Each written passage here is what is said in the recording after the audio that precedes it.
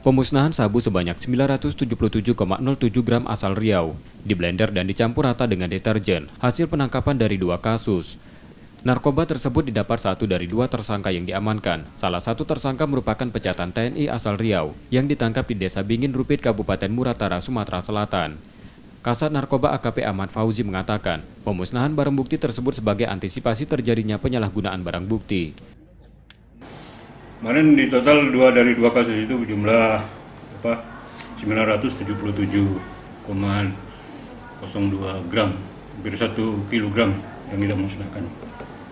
Untuk tindak pidana yang kita sangkakan, kita tetap mengacu pada 112 sama 114 Undang-Undang Narkotika dengan ancaman hukuman mati. Ancaman hukuman mati ya? Ya.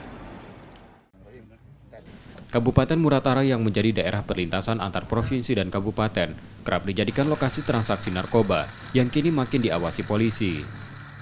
Sukma Aldino, Kompas TV, Muratara, Sumatera Selatan.